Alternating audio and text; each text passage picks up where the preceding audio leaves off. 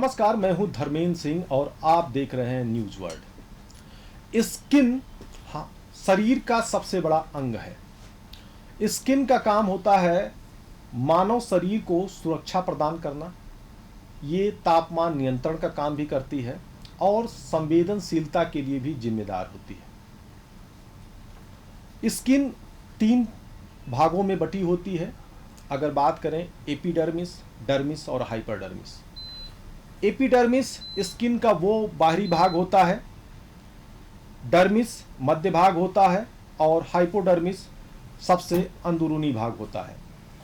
इन्हीं 3 परतों में पूरी स्किन होती है और स्किन न सिर्फ हमें सुंदरता प्रदान करती है बल्कि स्किन को लेकर यूं कहा जाता है कि स्किन की से ही हम बीमारियों का भी पता लगा सकते हैं, क्योंकि जैसी स्किन है वो हमारे पोषण को, हमारे शरीर के होने वाली किसी भी गतिविधि का संकेत भी देती है। तो इसलिए गर्मी का मौसम आ चुका है और इसके बाद बारिश का मौसम आएगा और ऐसे में मौसम अनुरूप हमारी स्किन की देखभाल करना भी बहुत ज़रूरी हो जाता है। कई तरह की बीमारियां भी पनपती हैं, तो ऐसे में अपनी स्किन को कैसे जमा रखें, अपनी स्किन को कैसे स्वस्थ रखें और अपनी स्किन को कैसे ज़्यादा लंबे समय तक सुरक्षित रखें, ये जानना भी ज़रूरी है। तो आज हमारे साथ इस विषय पर बात करने के लिए स्किन की विशेषज्ञ या कहें त्वचा रोग विशेषज्ञ डॉक्टर कपिला वर्मा हैं। आप एलन मेडिकल कॉलेज में एसोसिएट प्रोफेसर हैं और इनका खुद का क्लिनिक भी है। तो आज आपसे हम इस पे बात करेंगे। तो कपिला जी नमस्कार। नमस्ते।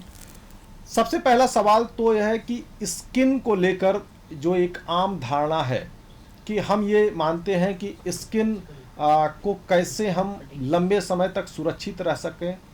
दूसरी चीज़ है कि आज के दौर में, क्योंकि एक भाग दौड़ भरी ज़िंदगी है, पॉल्यूशन भी बढ़ा हुआ है और जो दिन का एक कह सकते हैं कि जो सन का जो हमारी स्किन पे एक डायरेक्ट इफ़ेक्ट पड़ता है, उससे भी हमारी स्किन डैमेज होती है। तो हम कैसे स्किन को सुरक्षित रखें? बिल्कुल, ये एक बहुत ही इम्पॉर्टेंट क्वेश्चन है आज के टाइम पे, क्योंकि जैसा आपने राइटली कहा कि जो स्ट्रेसफुल लाइफस्टाइल है आज की, जिसमें पोल्यूशन के साथ साथ न्यूट्रिशन डेफिशिएंसी के साथ साथ सनलाइट एक्सपोजर भी बढ़ गया है। और एक और बहुत इम्पॉर्टेंट पॉइंट ये है कि हमारा ओवरऑल लाइट एक्सपोजर बढ़ गया है। जो स्क्रीन टाइम है in the form of mobiles, laptop, ये भी कुछ तरह के रेडिएशंस एंड लाइट एमिट कर रहे हैं जो स्किन पे कॉन्स्टेंटली एक इफ़ेक्ट डाल रहे हैं। तो देखरेख करने के लिए जो 4 to 5 सबसे इम्पॉर्टेंट पॉइंट्स हैं जो मैं हाईलाइट करना चाहूँगी। एक, अपना न्यूट्रिशन का ध्यान रखना है। खान पीन में हमें ये चीज़ याद रखनी है कि हम वाटर इनटेक तक तो ध्यान रखें ही कि जो एक एडिक्वेट रहता है 3 to 4 लीटर्स अ डे। उसके अलावा खाने में कुछ कच्चे पदार्थ, सलाद या फ्रूट्स के फॉर्म में, क्योंकि वही ज़्यादा न्यूट्रिएंट रिच होते हैं, उनमें विटामिन्स की मात्रा ज़्यादा होती है। ज़्यादा पका हुआ खाना जो होता है उसमें मेजर विटामिन्स डिप्लीट हो जाते हैं, तो वो इनटेक रखना। थर्डली, सनस्क्रीन एप्लीकेशन आज की डेट में एक बहुत इंपॉर्टेंट पॉइंट हो गया है और आजकल की नई सनस्क्रीन में ब्लू लाइट रेडिएशन, यानी जो मैंने कहा स्क्रीन से होने वाला लाइट एमिशन है, उसको प्रोटेक्ट करने के लिए ब्लू लाइट को भी ब्लॉक करने वाले तत्व डले हैं। तो सनलाइट एप्लीकेशन, भले आप धूप में जाएं या ना जाएं, आप all the time office worker हैं, हाउसवाइफ हैं, तो भी उसका एप्लीकेशन इम्पॉर्टेंट है। एंड थर्डली, सम और the other form of physical activity. Exercise करने से, एक हेल्दी लाइफ जीने से हमारी बॉडी का स्ट्रेस लेवल कम होता है और स्ट्रेस की वजह से जो ऑक्सीडेशन होता है, फ्री रेडिकल्स जनरेट होते हैं, वो ना केवल हमारे skin, hair but overall internal जितने भी आजकल हेल्थ इश्यूज आ रहे हैं उन सब पे इफ़ेक्ट डाल रहे हैं। तो एक physical activity day to day basis पे करना बहुत ज़रूरी है। ये चारों पांचों पॉइंट्स अगर हम फॉलो करते हैं तो हम ज़्यादातर बीमारियों को कोशिश करेंगे कि डिले हो जाएं। अगर बात करें, गर्मी का सीज़न शुरू हो चुका है और गर्मी में अगर सबसे ज़्यादा लोग अपने शरीर को कह सकते हैं कि डिहाइड्रेट नहीं रख पाते हैं, एक चीज़। दूसरी चीज़ ये है कि गर्मी में कहते हैं कि स्किन हमारी अब पहले से ज़्यादा सेंसिटिव भी हो चुकी है जी। पहले हम कुछ भी नहीं करते थे तो स्किन हमारी ज़्यादा खूबसूरत दिखती थी, ज़्यादा कह सकते हैं कि पूरी तरीके से स्वस्थ रहती थी, लेकिन अब हम बहुत कुछ करने के बावजूद भी स्किन हमारी कहीं ना कहीं बीमार सी दिखती है। जी। आज की डेट में ये एक बहुत कॉमन प्रॉब्लम है कि स्किन में किसी ना किसी तरह का पिगमेंटेशन आना, कभी वो मेलाज्मा के फॉर्म में है, कभी स्किन टोन डार्क होने के फॉर्म में है, ड्राइनेस होना, अलग अलग प्रकार के ऑटो इम्यून रिएक्शंस होना, जिसमें सोराइसिस हो गया, लाइकन प्लानस हो गया, इवन विटिलिगो पहले से काफ़ी कॉमन हो गया है। तो ये सारी ही चीज़ें कहना चाहिए एक हमारी मोस्टली तो स्ट्रेसफुल लाइफस्टाइल की वजह से बढ़ने वाली दिक्कतें हैं। और समर्स में अगर हम इन पे फोकस करें कि हमें स्किन का कैसे देख रेख करनी है, तो जैसा मैंने आपको बोला कि वाटर इनटेक एक बहुत इंपॉर्टेंट पॉइंट है। अब कई बार लोग वाटर को सोल्यूशन के फॉर्म में लेते हैं, जैसे हमने उसमें जूस के फॉर्म में ले लिया या कोई और उसमें पदार्थ घोल के पिया, तो वाटर तो जा रहा है लेकिन उसके साथ सॉल्वेंट के साथ साथ सोल्यूट जा रहा है।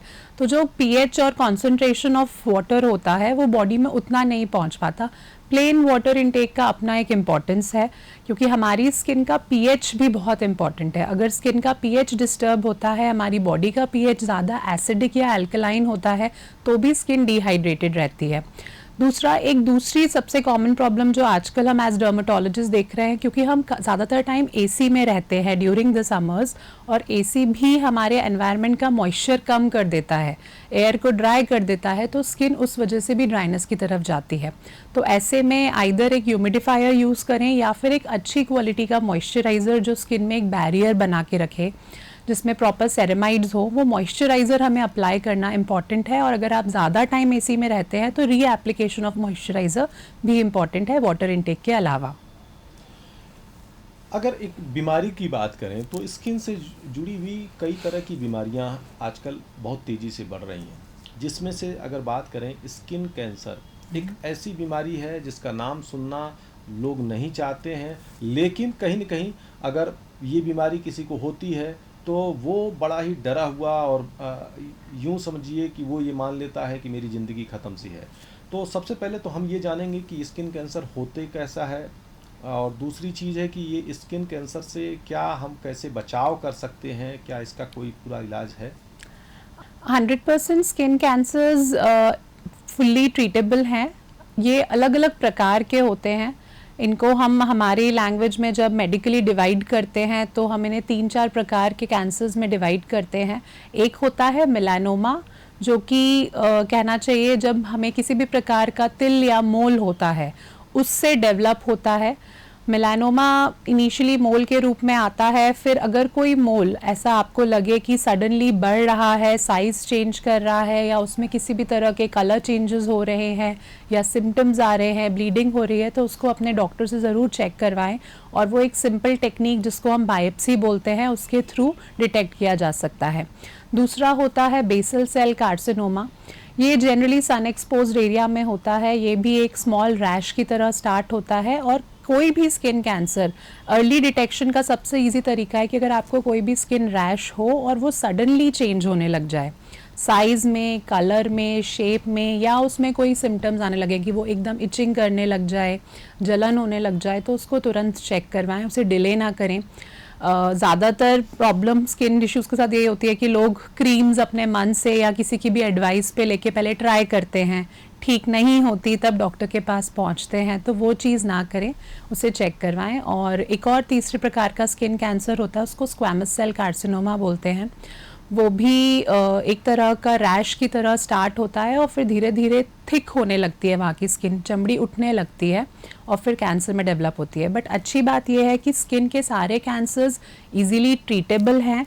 अगर इनको डिटेक्ट कर लिया जाए तो उतने एरिया की स्किन को रिमूव करके उसको एक्साइज करके हटाया जा सकता है, और उसमें बहुत लॉन्ग टर्म ट्रीटमेंट जैसे कीमो या रेडिएशन की भी कई बार आवश्यकता नहीं पड़ती अर्ली स्टेज में करवाने पे। तो ये हमें, अगर हम इसे अर्ली स्टेज में डिटेक्ट करेंगे तो बहुत आराम से ट्रीट कर सकते हैं। आजकल अगर बात करें ख़ास तौर से युवा अवस्था में जैसी स्किन हमारी होनी चाहिए वो स्किन कहीं न कहीं वैसा ग्लो पाना या उस तरह की स्किन पाने के लिए काफ़ी खर्च बढ़ गया है। अगर पहले की बात करें तो पहले जो हमारा खान-पान था, उस खान-पान में हमारी स्किन पहले ज़्यादा स्वस्थ रहती थी।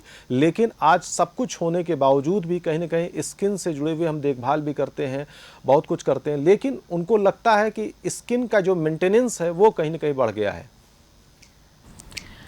इसका एक मेजर कारण आपने जैसा बोला कि खान-पान है। हम लोग ओवरऑल ये देख रहे हैं कि आजकल हार्मोनल इश्यूज़ बहुत कॉमन हैं, girls as well as boys दोनों में। एक अर्ली एज से जंक फूड का हमारे लाइफ़स्टाइल में इन्वॉल्वमेंट, उसके बाद बॉडी में अलग-अलग प्रकार के मेटाबोलाइट्स डेवलप होना उस जंक फूड की वजह से, जो मेल्स और फीमेल्स दोनों में ही एक अर्ली प्यूबर्टी हिट हो जाती है और उसकी वजह से जो हार्मोनल इम्बैलेंस होना शुरू होते हैं, तो एक्ने आना, फेशियल हेयर्स होना फीमेल्स में, पिगमेंटेशन होना, इवन हेयर लॉस बहुत कॉमन है। जो एक मेल पैटर्न हेयर लॉस पुराने ज़माने में देखा जाता था कि 40-50s के बाद हेयर लाइन पीछे जाती थी बॉयज़ की, आज हम वो 18, 19, 20 ईयर्स में देखने लग गए हैं। तो मेजर प्रॉब्लम ये है कि हमारी लाइफस्टाइल पहले से काफ़ी अनहेल्दी हो चुकी है, खाने पीने की वजह से भी, स्ट्रेस लेवल की वजह से भी और स्लीप साइकिल डिस्टर्बेंस की वजह से। आपने टीनेजर्स में कॉमनली देखा होगा कि उनका सोने का सिस्टम काफ़ी डिस्टर्ब्ड है बिकॉज ऑफ स्टडीज़ या मोबाइल या स्क्रीन्स, लेट सोते हैं, लेट उठते हैं, तो जो स्लीप साइकिल डिस्टर्ब होती है उसकी वजह से भी हमारी बॉडी के सारे हार्मोन्स डिस्टर्ब हो जाते हैं और स्किन और हेयर दोनों उससे काफ़ी इफ़ेक्ट होने लग गए हैं। जो स्लीप साइकिल की बात कही आपने, लेकिन कहीं न कहीं अगर हम देखें तो जो स्लीप साइकिल जो बनी है, एक कह सकते हैं कि एक परंपरागत रूप से या कह सकते हैं कि जो हमारी एक जो वैदिक परंपरा है, जो कि सूर्योदय के साथ में उठना और सूर्यास्त के पहले-पहले हमें लेना और जल्दी सो जाना, तो ये जो साइकिल है, इस साइकिल को जो लोग फॉलो करते हैं वो कहीं ज़्यादा स्वस्थ हैं। लेकिन कहीं न कहीं स्क्रीन टाइम आजकल जो युवाओं में एक कह सकते हैं कि फैशन सा हो गया है कि देर रात तक जागना, लंबे समय तक मोबाइल या लैपटॉप पर समय बिताना, तो वो कितना हमारे कह सकते हैं कि स्किन के लिए, बालों के लिए जिम्मेदार है?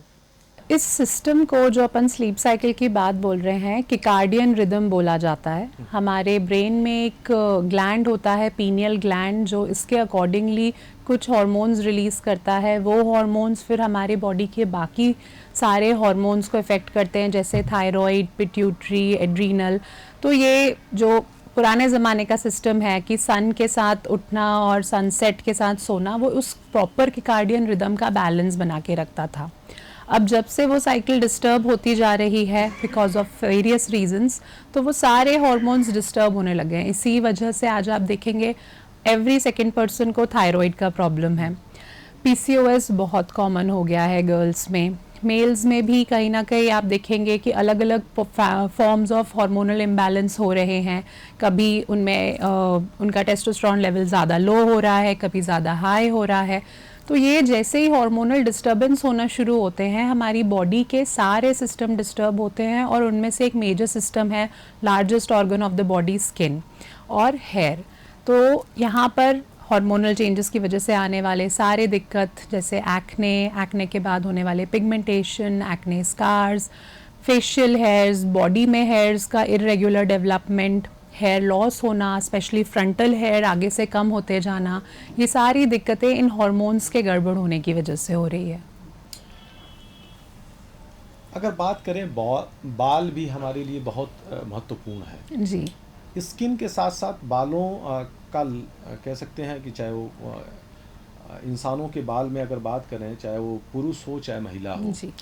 पुरुष के लिए उसके बाल का पूरा होना और काला होना बहुत ज़रूरी होता है, और कहीं न कहीं महिलाओं के लिए बाल की लंबाई और कह सकते हैं कि बाल का मोटा होना, बाल का सिल्की होना अच्छा माना जाता है। लेकिन दोनों ही चीज़ों का एक बैलेंस बिगड़ा हुआ है। आजकल अगर देखा जाए तो एक लंबा चौड़ा पूरा एक बाजार इस पे चल रहा है, बालों को लेकर, हेयर ऑयल को लेकर तरह तरह के दावे किए जाते हैं, लोग ठगे जाते हैं, और कहीं न कहीं रिजल्ट क्या निकलता है कि वो कहीं न कहीं एक अपने बालों पर लेकर एक गलत एक्सपेरिमेंट करते हैं और अच्छा खासा पैसा खर्च करने के बाद में उन्हें समझ में आता है कि हमने जो किया वो गलत किया। तो क्या लगता है कि बालों को स्वस्थ रखने के लिए हमें कितना ज़रूरी है खान पान, या ये जो बाहरी चीज़ें हैं जो वो कितने जिम्मेदार हैं?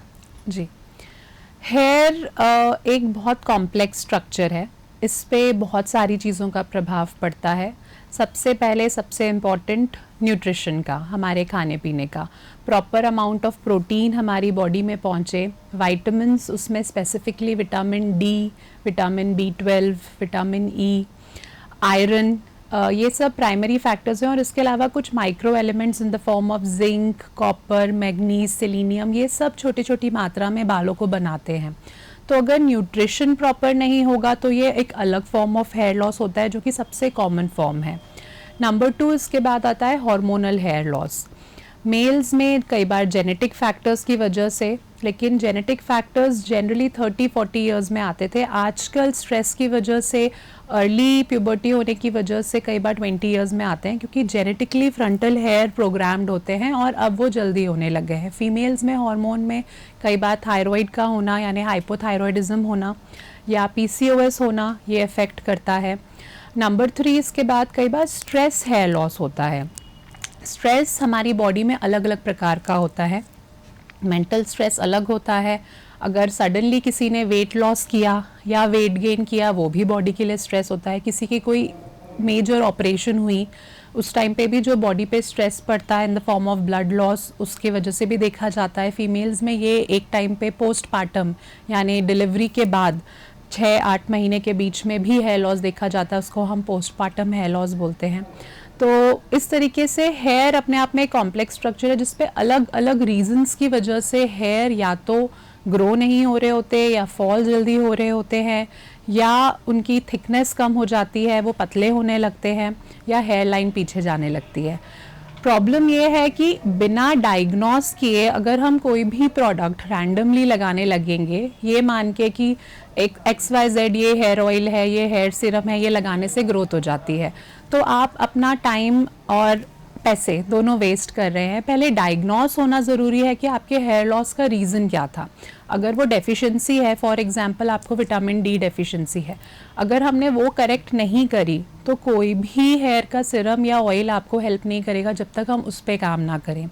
दूसरा एग्जांपल, जैसे अगर आपका थायराइड है लेकिन वो डिटेक्ट नहीं हुआ है, थायराइड बहुत डिस्टर्ब चल रहा है, उस केस में भी बिना थायराइड को करेक्ट किए या कोई और हार्मोनल इशू को करेक्ट किए अगर हम रैंडमली कोई भी बहुत ही अच्छा कॉस्टली सा प्रोडक्ट यूज़ करने लगें तो रिज़ल्ट नहीं मिलेगा।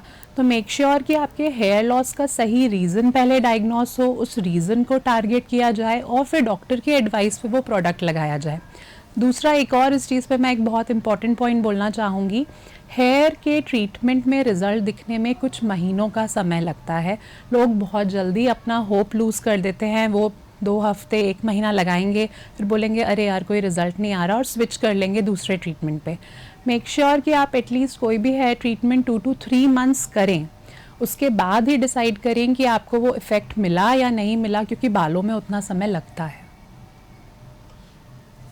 बालों को लेकर अक्सर लोग संजीदा हो जाते हैं, लेकिन अगर वही बात करें, जैसे आपने बहुत अच्छी बात बताई कि हेयर लॉस को कैसे रोका जा सकता है और कैसे डायग्नोस किया जा सकता है, लेकिन समय पूर्व, मतलब अगर कहें कि युवा अवस्था में ही बच्चों के हेयर लॉस तो अलग बात है, हेयर का सफ़ेद होना या उसका कलर चेंज होना, ये भी एक बड़ी समस्या बनती जा रही है।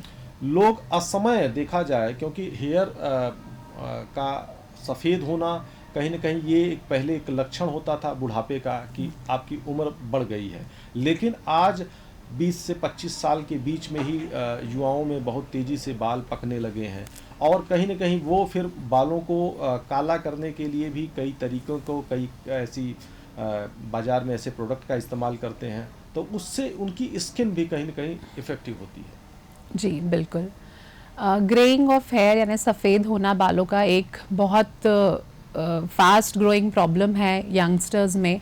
आज की डेट में 15 साल 16 साल में बाल सफ़ेद हो रहे हैं। इसका प्राइमरी रीज़न अगेन बॉडी में स्ट्रेस है। Stress in the form of या तो आपकी बॉडी का न्यूट्रिशन पुअर है तो बॉडी उसकी वजह से स्ट्रेस में जा रही है, या मेंटल स्ट्रेस लेवल ज़्यादा है, या बॉडी में और किसी प्रकार के ऑक्सीडेटिव रिएक्शन हो रहे हैं और वो फ्री रेडिकल्स जनरेट हो रहे हैं जो जाके हेयर रूट्स को डैमेज पहुंचा रहे हैं और उनको फास्ट एजिंग करवा रहे हैं। तो बच्चों में अगर हमें इस चीज़ का थोड़ा भी लक्षण दिखते हैं शुरुआती में ही कि बाल जल्दी सफ़ेद होने लग गए, तो सबसे पहले उनके न्यूट्रिशन का ध्यान रखें, उनको किसी भी एक ऐसी एक्टिविटी में एनरोल करें जिससे उनकी बॉडी स्ट्रेस से निकले, उनको फील गुड फैक्टर हो, मेड भी वो किसी तरह के स्पोर्ट्स एंजॉय करते हों, कोई फ़न एक्टिविटी एंजॉय करते हों, सिंगिंग, ड्राइंग या जो भी, जिससे उनका मेंटल लेवल थोड़ा सा हैप्पी मूड ज़्यादा रहे, एलेटेड रहे। एंड नंबर 3, आजकल प्रोडक्ट्स अवेलेबल हैं जो कि हम अर्ली एज में अप्लाई करना शुरू करें तो उससे हम इस प्रोसेस को रिवर्स कर सकते हैं, लेकिन अर्ली स्टेज में। सो उस पे हमें ध्यान देना है और न्यूट्रिशन का सबसे इम्पॉर्टेंटली ध्यान देना है। बाल को साफ करने के लिए लोग अक्सर शैम्पू का इस्तेमाल करते हैं, लेकिन इन शैम्पू के जो बाज़ार में बिक रहे हैं उनके बारे में लोगों को नॉलेज नहीं होता है कि कौन सा शैम्पू बढ़िया होता है। वो ज़्यादातर विज्ञापन के आधार पे ही ये डिसाइड करते हैं कि हमें क्या लेना है क्या नहीं लेना है।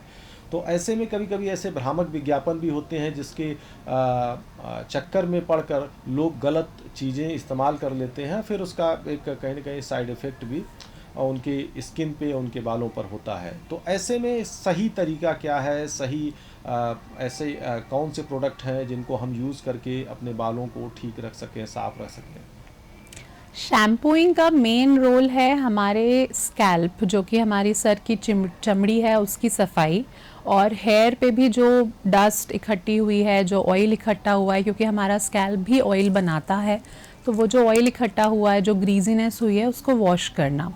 सो सबसे इम्पॉर्टेंट फंक्शन इज़ कि हमें क्लीन करना है हेयर को। So any form of shampoo is good. दूसरा सबसे इम्पॉर्टेंट यहाँ पॉइंट ये आता है कि आजकल सल्फेट फ्री, पैराबेन फ्री बहुत ज़्यादा ब्रांडिंग की जा रही है। ऑनेस्टली स्पीकिंग, सल्फेट और पैराबेन फ्री उन लोगों के लिए ज़रूरी है जिनके बाल ऑलरेडी बहुत डैमेज्ड हैं या बहुत नाजुक या ब्रिटल हो चुके हैं, और उनको अगर सल्फेट और पैराबेन यूज़ करते हैं तो फ्रिजीनेस और ब्रेकेज बढ़ता है। अदरवाइज़ नॉर्मल रेगुलर पीपल के लिए सल्फेट ज़रूरी है, बिना सल्फेट के क्लीनिंग नहीं होती, और उस वजह से हमने देखा है कि अगर बाल ज़्यादा ऑयली रहते हैं, स्कैल्प ऑयली रहता है, तो उल्टा एक्ने प्रॉब्लम आने लग गई है। एंटी हेयर फॉल शैम्पू का बहुत ज़्यादा रोल नहीं है। हार्डली 1 या 2 इंग्रेडिएंट ऐसे हैं जो कुछ थोड़ा बहुत मदद करते हैं हेयर फॉल कंट्रोल करने में, but there is no science behind it. आप कोई भी शैम्पू हार्डली 3 से 5 मिनट अपने सर पे रखेंगे और वो कुछ भी ऐसा नहीं करेगा कि वो आपका हेयर फॉल रोक दे। तो वो एक दूसरा जो है विज्ञापनों के माध्यम से anti hair fall shampoo brand किए जा रहे हैं, वो उसका कॉन्सेप्ट थोड़ा गलत है, वो वैसे नहीं किया जाना चाहिए। मिनिमम वीक में 2 टाइम्स शैम्पू करना ज़रूरी है किसी भी इंडिविजुअल के लिए। अगर कोई बहुत ज़्यादा फिज़िकल एक्टिविटी में है, बहुत स्वेट करता है या डेली कुछ हेयर प्रोडक्ट्स लगाता है जिसकी वजह से बाल ग्रीजी होते हैं, तो even every day shampooing is normal, अगर आप थोड़ा माइल्ड शैम्पू यूज़ करें तो। That's it. तो ऐसे में माइल्ड शैम्पू की बात करें, क्योंकि ये किसी भी शैम्पू पे ये नहीं लिखा होता है कि ये माइल्ड है। दावे तो बड़े बड़े होते हैं कि इस शैम्पू में ज़्यादातर ये कहा जाता है कि ये एंटी डैंड्रफ शैम्पू हैं, या इसकी वजह से हमारे जो एंटी हेयर फॉल हो जाएगा, मतलब हेयर फॉल कम हो जाएगा इससे। तो अगर माइल्ड तरीके से बात करें, कुछ ऐसे नेचुरल तरीके भी हैं जो आज भी गाँव में इस्तेमाल किए जाते हैं, वो कौन से तरीके हैं, वो ज़्यादा सेफ कौन से हैं? पुराने ज़माने में काली मिट्टी से बाल धोए जाते थे, शिकाकाई वगैरह यूज़ किया जाता था, उसका वाटर बना के फिर उससे हेयर वॉश किया जाता था, राइस वाटर यूज़ किया जा सकता था। ये सब नेचुरल फॉर्म है, बट ये जनरली आज की डेट में उतने कारगर इसलिए नहीं हो पाते क्योंकि हमारा जो एनवायरनमेंट है वो पहले से बहुत चेंज है, स्पेशली शहरों में। हम डेली जिस तरह का पोल्यूशन देख रहे हैं, बाहर निकल रहे हैं तो डर्ट इकट्ठा हो रहा है, पॉल्यूटेंट्स इकट्ठे हो रहे हैं, तो क्लेंजिंग उतनी प्रॉपर हो नहीं पाती। फॉर समबडी जो इंडोर्स हैं और उनको इतना ज़्यादा पोल्यूशन का एक्सपोजर नहीं है, वो आज भी यूज़ कर सकते हैं नेचुरल तरीके, बट अदरवाइज़ जो नॉर्मल रेगुलर शैम्पूज मार्केट में अवेलेबल है उन्हें 2 टाइम्स यूज़ करना इज़ जनरली सफिशेंट।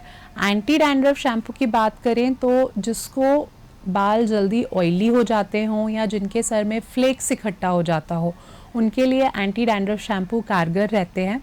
और उसमें उन्हें ध्यान ये रखना है कि उसे सर पे लगाने के बाद उसे कुछ मिनट 3 से 4 मिनट लगे रहने देना है, फिर वॉश करना है, तब वो इफ़ेक्टिवली वर्क करते हैं। अच्छा, शैम्पू के साथ साथ हम इस पे भी बात करेंगे क्योंकि लोग बालों को, सफ़ेद बालों को काला करने के लिए डाई का इस्तेमाल करते हैं। बाज़ार में बहुत सारे प्रोडक्ट होते हैं, लोग भ्रम की स्थिति में रहते हैं। कोई 5 मिनट में बाल काला करने की बात कहता है तो कोई 15 मिनट में कहता है, कोई 1 महीने तक काला रहने की बात कहता है। तो क्या ये तरीके ठीक हैं? दूसरी चीज़ ये है कि क्या डाई का कितना साइड इफ़ेक्ट हमारी स्किन पे आता है, क्योंकि बहुत सारे ऐसे लोग हैं वो शिकायत करते हैं कि मैं बाल तो डाई करता हूँ लेकिन मुझे हेडेक रहता है, मुझे स्किन पे मेरी वो पिगमेंटेशन में वो उस पर फ़र्क पड़ा है। तो क्या ये सही है? बिल्कुल 100%। किसी भी फॉर्म का हेयर कलर, चाहे वो अपने आप को कितना भी नेचुरल लेबल करे, अगर बालों को काला कर रहा है तो उसमें किसी ना किसी वर्जन में कलरिंग एजेंट या डाई प्रेजेंट है। अब वो डाई अलग अलग तरीके के होते हैं। जो बहुत स्ट्रॉन्ग हैं वो 5 मिनट में आपको हेयर कलर दे देंगे, जो कम स्ट्रॉन्ग हैं वो टाइम लगाएंगे, आपको उसको कॉन्टैक्ट टाइम मिनिमम 15 मिनट्स के आसपास रखना पड़ेगा। But here colour in general कभी भी सेफ़ नहीं है। अगर आप उसे यूज़ कर रहे हैं तो 3 से 4 चीज़ों का ध्यान रखें। एक, शॉर्ट कॉन्टैक्ट वाले हेयर कलर्स यूज़ ना करें, 5 मिनट वाले, क्योंकि ये बहुत स्ट्रॉन्ग वर्जन्स हैं। नंबर 2, हमेशा हेयर कलर यूज़ करने के पहले एक पैच टेस्ट करें। हमारे सर के किसी भी पोर्शन में एक छोटे से एरिया में हेयर कलर लगा के देखें और उसको वॉश करके उसको 2-3 दिन ऑब्ज़र्व करें कि वहाँ कोई इचिंग, बर्निंग, रेडनेस, फुंसियाँ, फफोले इस तरह की प्रॉब्लम ना आ रही हो। क्योंकि मैंने बहुत सारे ऐसे केसेस देखे हैं जो फर्स्ट टाइम कोई हेयर कलर ट्राई करते हैं और उनकी तरफ धुलता है तो वो चमड़ी पे नहीं आता, स्किन पे नहीं आता, तो रिएक्शन या पिगमेंटेशन की रिस्क कम हो जाती है। फिर भी एक और जो एक सेफ़ फैक्टर है कि जो भी कॉन्टैक्ट एरियाज़ हैं, जैसे फोरहेड हो गया, गालों के साइड का पोर्शन हो गया, जहाँ थोड़ा बहुत हेयर कलर लगने का रिस्क है, वहाँ एक स्ट्रॉन्ग मॉइस्चराइज़र या वैसलीन पेट्रोलियम जेली की लेयर लगा लें, जिससे वो हेयर कलर आपकी चमड़ी के कॉन्टैक्ट में ना आए। तो इस तरीके से आप सेफली यूज़ कर सकते हैं। But ultimately all hair colours have dye, कोई भी सेफ़ नहीं है, कोई भी टोटली नेचुरल ऑप्शन नहीं है। क्या स्किन को लेकर एक बड़ी भ्रामक सी बहुत सारे विज्ञापन भी चलते हैं कि इस क्रीम को लगाया तो हमारी जो स्किन है वो ज़्यादा कह सकते हैं कि बहुत ज़्यादा साफ़ हो जाएगी, अगर सांवला व्यक्ति भी है तो वो गोरा दिखेगा। क्या ऐसी मेलानिन, क्योंकि मैं जहाँ तक जानता हूँ कि स्किन के कलर के लिए मेलानिन का एक जिम्मेदार माना जाता है, लेकिन कहीं ना कहीं क्या ये विज्ञापन भ्रामक है? क्योंकि बहुत पहले अगर बात करें फेयर एंड लवली की बात होती थी, वो विज्ञापन ऐसा आता था, उसके बाद में कई सारी ऐसी क्रीमें आई हैं। जी, आपने बिल्कुल सही बोला। मेलानिन हमारी स्किन में बनने वाला एक पदार्थ है जो हमारी स्किन की सबसे एपिडर्मिस की सबसे नीचे की लेयर में इकट्ठा होता है। ये जेनेटिकली प्रोग्राम्ड होता है अंदर से कि हमारी बॉडी का टोन कैसा होने वाला है। अमेरिकन्स गोरे क्यों हैं, अफ्रीकन्स डार्क क्यों हैं, इंडियन व्हीटिश टोन क्यों है, ये सब मेलानिन के टाइप पे डिपेंड करता है कि हमारी बॉडी कैसे प्रोग्राम्ड है, वो किस तरह का मेलानिन बनाएगी।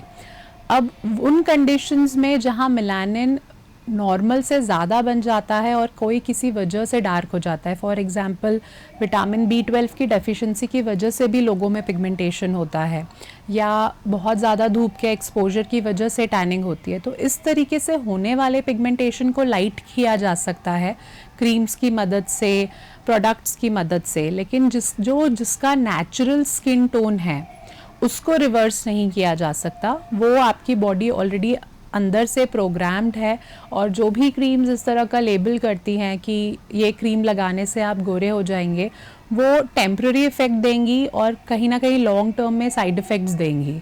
तो उनके लिए मेरा सबसे रिक्वेस्ट है कि इस तरह के कोई भी प्रोडक्ट जो अपने आप को बोलें कि आप ये 1 हफ्ते लगाइए गोरे हो जाएंगे, उन पे बिलीव नहीं करना चाहिए, और इफ़ेक्ट भी टेम्पररी होता है with lots of side effects. Natural skin tone वैसे ही रहती है जो आपकी अंदर से प्रोग्राम की गई हो। अंतिम सवाल की बात करें तो स्किन और बाल, इन दोनों ही चीज़ों पर हमने आपसे कई महत्वपूर्ण बातें की, आपने कई महत्वपूर्ण सुझाव दिए और सुझाव के साथ साथ ये भी बताया कि कैसे हम भ्रामक चीज़ों से, भ्रामक विज्ञापनों से, भ्रामक तरह के प्रोडक्ट से बचें। हमें दोनों ही चीज़ों को बचाना भी है और कहीं न कहीं एक लंबे समय तक हम स्किन को जमा रखने के लिए, बालों को काला रखने के लिए, बालों को लंबा रखने के लिए क्या ऐसा करें कि हमें न तो डॉक्टर के पास जाने की बहुत ज़्यादा ज़रूरत हो और न ही हमें किसी समस्या का सामना करने की आवश्यकता पड़े। ये क्वेश्चन एक बहुत ही इम्पॉर्टेंट क्वेश्चन है, बिकॉज आप अपने आप में इन चीज़ों का ध्यान रख के अपनी ओवरऑल स्किन और हेयर और नेल तीनों की हेल्थ को अच्छा रख सकते हैं।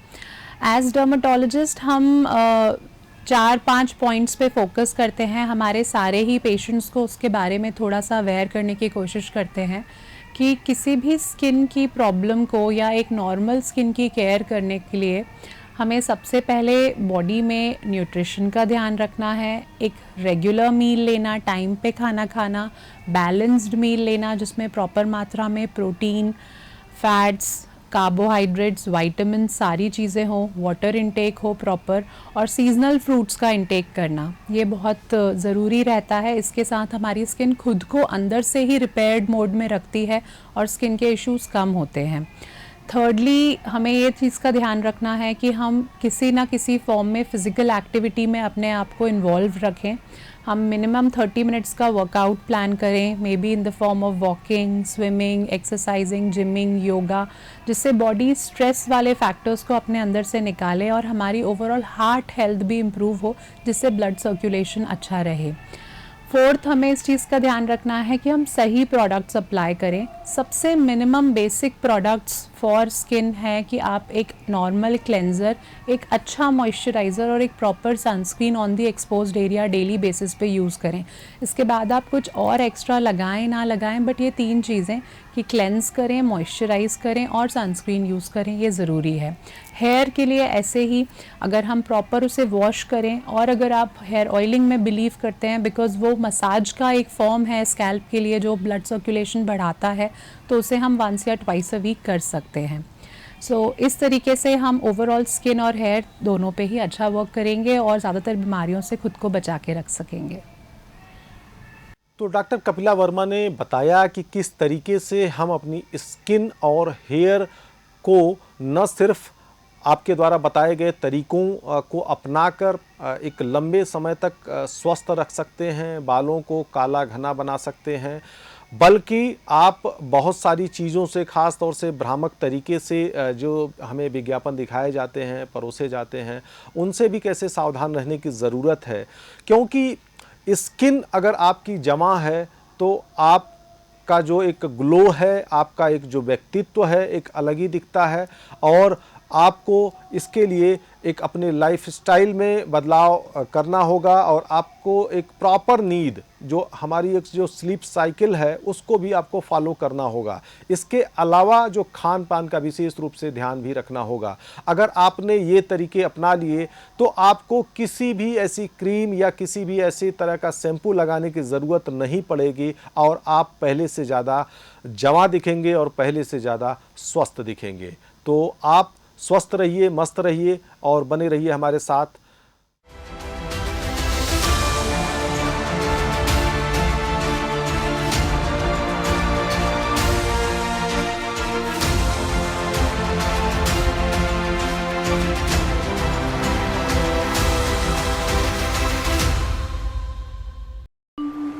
जलम जीवनम, जलम रक्षा, जलम सर्वस्य आधार, यानी जल ही जीवन है। हमारे लिए जीवन में जल का अत्यंत महत्व है। जल की सुरक्षा करना, जल स्रोत की सुरक्षा करना, जल संवर्धन के काम में लगे रहना, अर्थात कुएं, बावड़ी, तालाब, इनकी साफ सफाई रखना अपने परिवार के साथ ये हम सबका दायित्व है। मध्य प्रदेश के मुख्यमंत्री डॉक्टर मोहन यादव के नेतृत्व में प्रदेश में जल स्रोतों के संरक्षण और संवर्धन के लिए नववर्ष विक्रम संवत 2082 सृष्टि के आरंभ दिन गुड़ी पड़वा से जल गंगा संवर्धन जैसे अनूठे अभियान की शुरुआत सम्राट विक्रमादित्य की नगरी उज्जैन से की गई है। 30 जून तक चलने वाले जल गंगा संवर्धन अभियान में सभी नदियों, तालाबों के घाट, कुओं, बावड़ियों और नहरों की साफ सफाई कर उनका जीर्णोद्धार किया जा रहा है। साथ ही नवीन खेत तालाब, कुएं, स्टॉप डैम, परकोलेशन तालाब और ट्रेंच बनाए जा रहे हैं। जल संरचनाओं का गहरीकरण कर भंडारण क्षमता में वृद्धि, बारिश के पानी को संरक्षित करने के लिए वाटर हार्वेस्टिंग सिस्टम को बढ़ावा देना, नदियों तालाबों में मिलने वाले नालों का ट्रीटमेंट, जल चौपाल लगाना और वृहद पौधरोपण भी इस अभियान में किया जा रहा है। जल दूत तैयार करना, अमृत मित्र बनाना, मंदिरों, स्कूलों और गांवों में जल जागरूकता के लिए सांस्कृतिक कार्यक्रम आयोजित करना भी इस अभियान का अंग है। अभियान से जुड़ने के लिए माय भारत पोर्टल www.mybharat.gov.in पर रजिस्टर करें और जल संरक्षण और संवर्धन के इस पवित्र महाकुंभ में सहभागी बने।